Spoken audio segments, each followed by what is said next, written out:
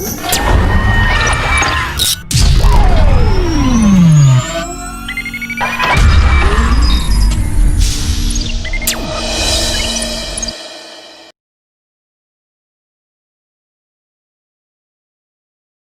morning, dear students.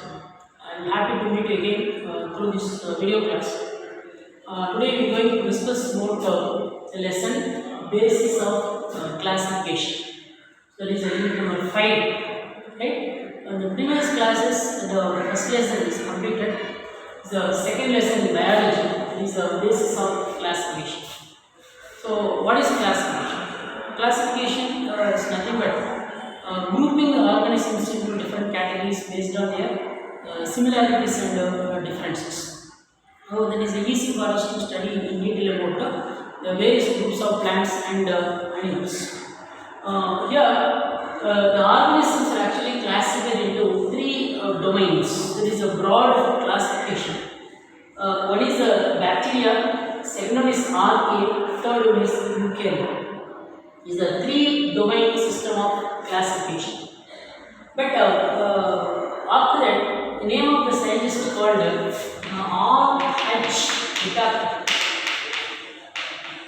introduced the five kingdom system of classification. The bacteria are classified under the kingdom called Monera, and in eukarya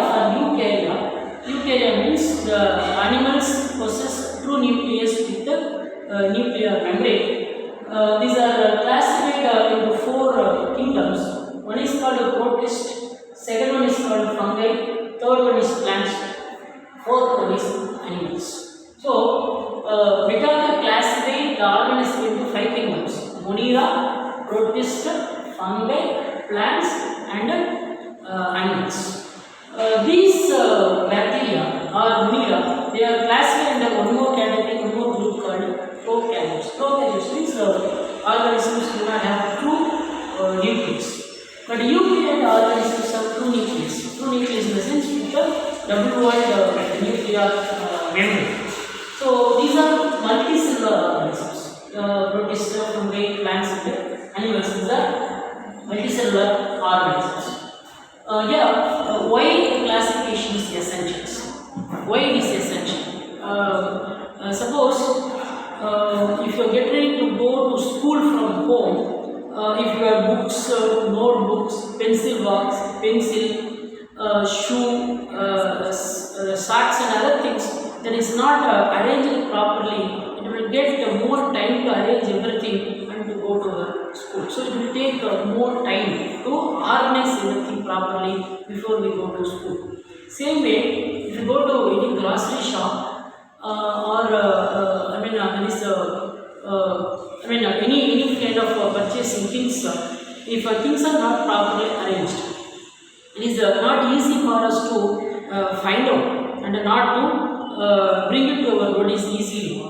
Even if you go to a library, if all the books are not properly arranged in the proper place, it's not easy to find out its the place or location. So that's why in grocery shop or if you go to any other shop or the library, the things are properly arranged.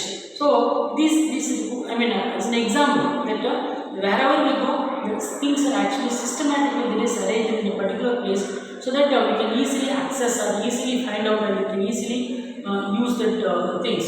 So same way, right?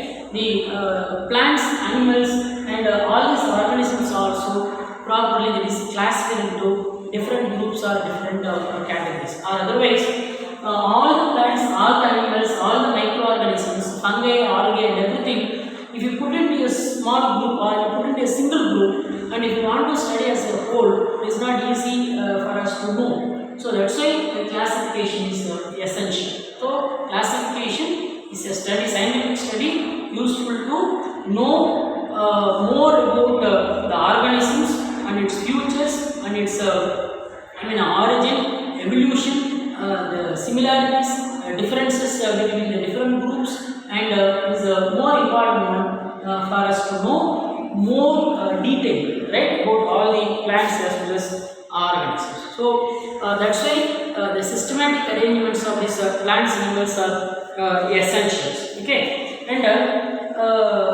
the same way, I mean, in the grocery shop or in the market or in the library, plants animals are also existing on the earth in different size, different shape, different structures.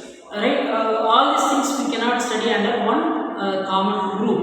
So far, the scientists discovered about 8.7 million species of plants and animals.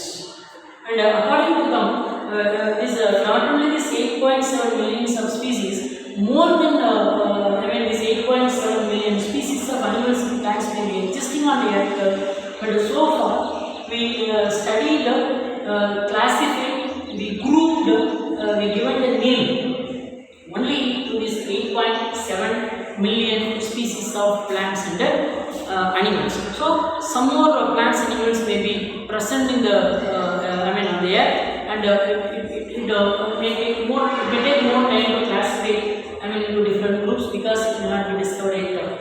Right? So suppose if you go to classroom, okay, if you go to classroom, in the classroom we can see the different type of things. Tell me what are the different type of things we can see in the classrooms. For example, like blackboard, table, chair, fan, tube light. Okay, like the different kinds of things that is present in the classroom. So what are the way we can classify into different groups? Generally, this can be classified into different categories. One is the wooden materials, another one is the non-wooden materials. Right? That is one type of classification. The wooden materials in the classroom we can broadly classify into writing materials and also sitting materials. Right? So we can easily categorize.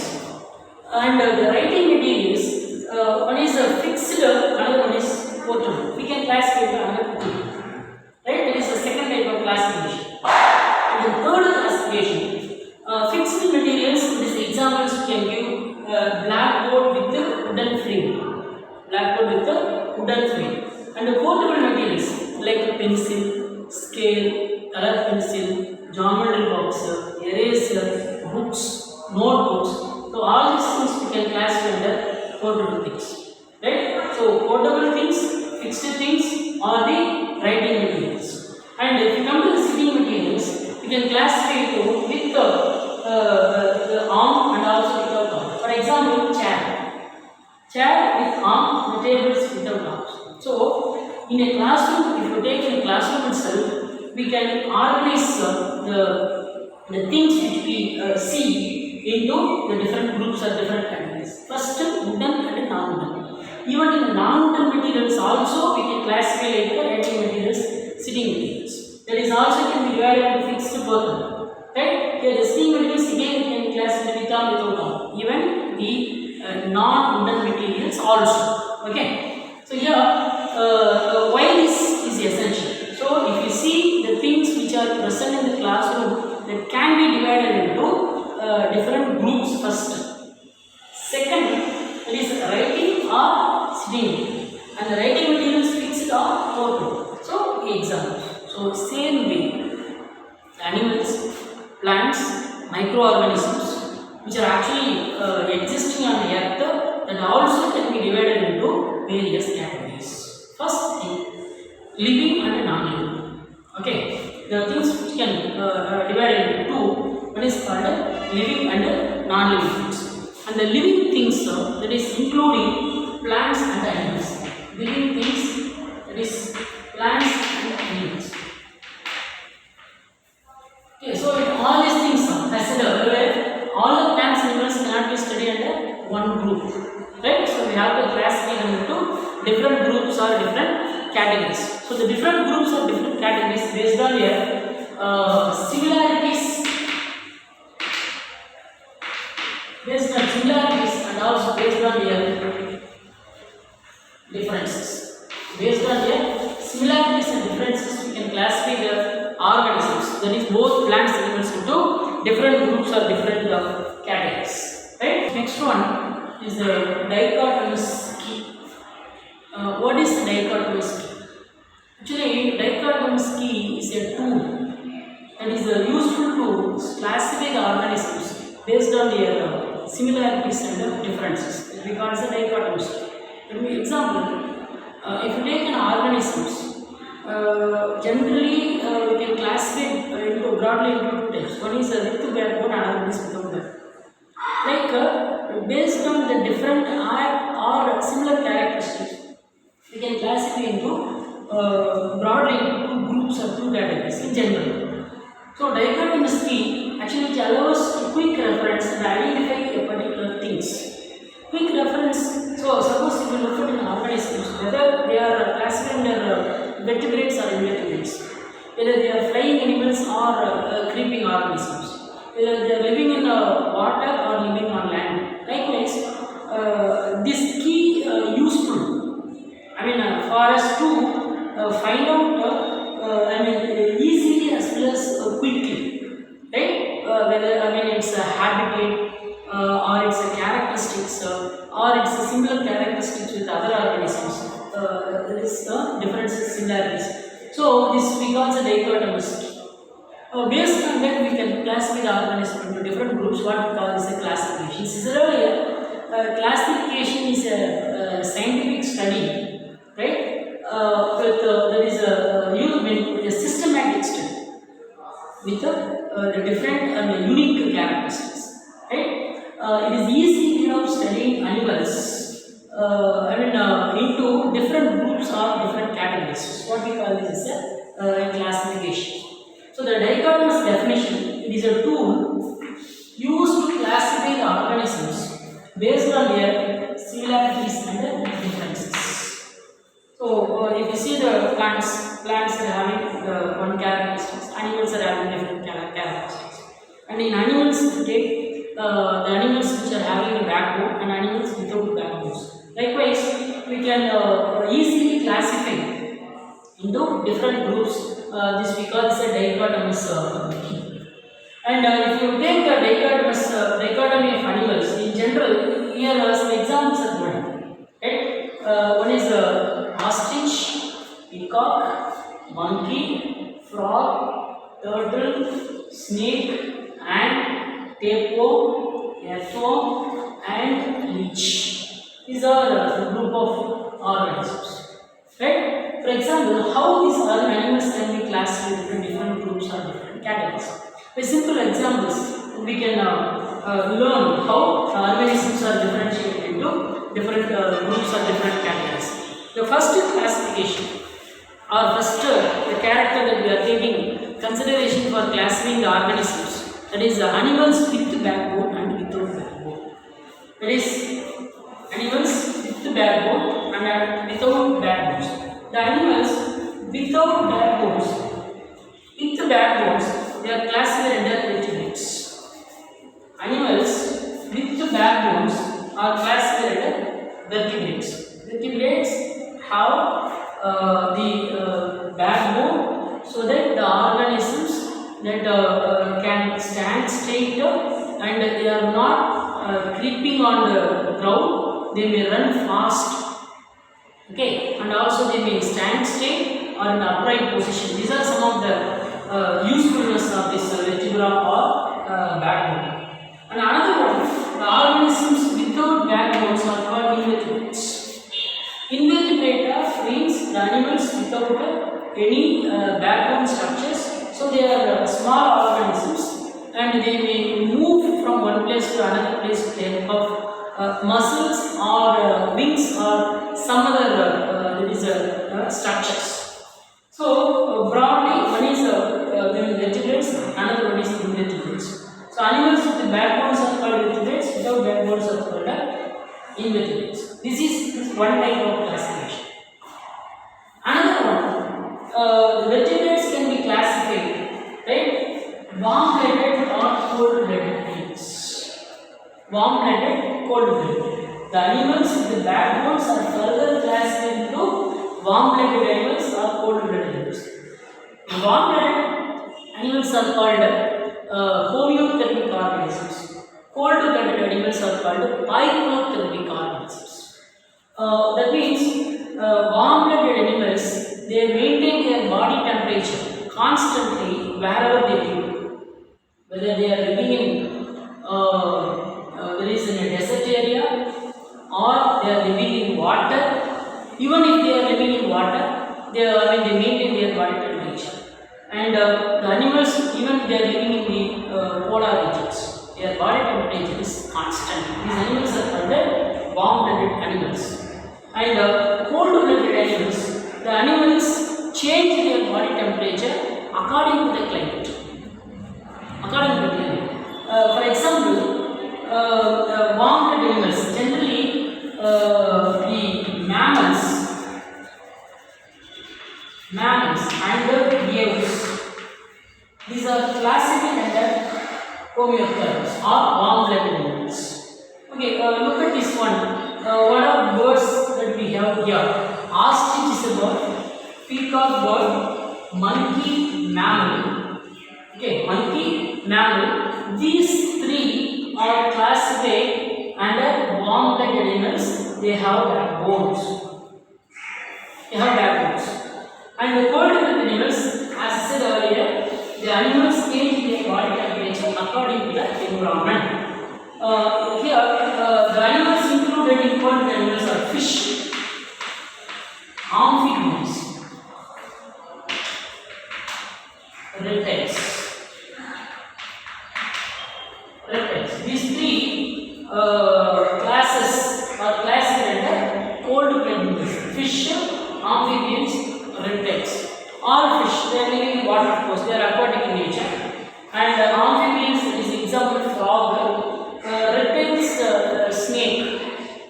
Okay, snake, calotes, wall lizard, all is classified under reptiles. And these organisms, fish, amphibian, reptiles, all this we call this as a cold-blooded animals. So here, if you take here this one example, frog, turtle, snake, right? These three, I mean, this class is a cold-blooded animals. So, snake, turtle, frog, monkey, peacock, ostrich. All these are vertebrate organisms. All these are vertebrates. They have backbones. And if you take ant, tapeworm, earthworm, leech, these organisms are classified under the invertebrates or the organisms without backbone. These organisms that can be further classified into the animals with the joint leg, without the joint leg. With the joint leg, without joint leg. With the joint leg, actually in invertebrate animals, the joint foot or joint leg that is present in the case of arthropoda. Arthropoda example, ortho means joint, pods means leg. Example insects. Right? So ant classified under the with the joint foot, tapeworm, earthworm, leech classified under without jointed legs. So if you take a group, right? If you take this group, so these organisms we cannot classify under one common group if you are not classifying into systematic categories. If they are not properly grouped or classified, it is not easy for us to know more characteristics and how they are originated, right? And all its unique characteristics. If you want to know, we have to classify them into groups. So first we are classified under vertebrates and invertebrates, and in the vertebrate organisms further classified into warm-blooded and cold-blooded animals, and invertebrate organisms also, right? They are further classified into with the joint foot, without joint foot. So that's why the classification is essential. To know more about the organisms. Great philosopher, his name is Aristotle, about 2400 years before. He actually started classifying the organism into different groups or different categories based on three different characteristics. One is he classified the organisms into plants and animals. That was his first classification. So he was easily classifying groups or different categories. So nowadays all the plants are classified under plant kingdom, animals are classified under animal kingdom, but the seed actually was sold by the scientist called Aristotle. Is a great Greek philosopher. Introduced the system of classification about 2400 years before. Actually, after his death, 2000 years before, actually this concept, these ideas, these books were actually published. So in this classification, he classified organisms first into plants and animals. In his second criteria, second character, that classified organisms into animals, especially the animals with blood, classified with blood, and another is without blood. It was his second criteria actually considered for classifying the animals, right? Organisms with blood and organisms without blood. It was the one characteristics for classifying into different groups. There is a third idea. Actually, classifying organisms based on their movement, based on the locomotive organs, right? So, based on the locomotive organs, we classify animals like flies. Okay, first one classify based on locomotive organ like flies. Another one is swimming animals, right? Animals, using the organs for locomotion, right? Like flippers. These animals, they are swimming in water. They are aquatic. Nowadays, we are classifying them into broad categories like aquatics. And another one, the organism actually walk or move with the help of leg. So, about 2400 years before, Aristotle classified organisms into three different categories or three different groups. First one, animals and plants. Second one, the animals with blood or without blood. Third one, based on the locomotive organs, he classified into flyers, swimming organisms, and walkers, swimmers and walkers. So, the seed actually was sold by this man, but later the taxonomist and evolutionist, after discovery of many plants, animals, they classified into different group of organisms based on their very unique characteristics, right? Why do we things are actually classified? Why do we classify things? First, because of classifying the things into different groups or different categories, it is very easy for us to understand the similarities and the differences. First thing, as I said earlier, we can easily identify the similar characteristics and dissimilar characteristics. Based on that, we can group them into different groups. The similar characteristics also, different characteristics and other groups. Second one, the things, right? With similar characters can be classified into same groups. Suppose we have one group of organisms, as earlier, animals with backbones are classified one groups because they have backbones. Right? Animals without backbones can be classified in other groups. That is called invertebrates. And here also we can take the organisms which are actually flying into one group called aves. Right? Based on similar and dissimilar characteristics, we can group them into in same groups, or we can classify into different groups. So things with a similar character in same groups. Things with different characters are actually classified into different groups. So the fourth one is actually help us to know or help us to understand the living and non-living things easy. Whether these are living or non-living. So we know that the microorganisms like virus, bacteria, fungi, etc. That is, we do not know whether the virus are living or non-living. It's like we have a lot of confusion. So this easy for us to know or easy for us to study the living things, non-living things. As I said earlier, when we come to school, the students and teachers are living and other things are non-living. Actually, non-living. So not only that, we have to like temperature, air, etc., etc. And all this we can classify under non-living. So if you want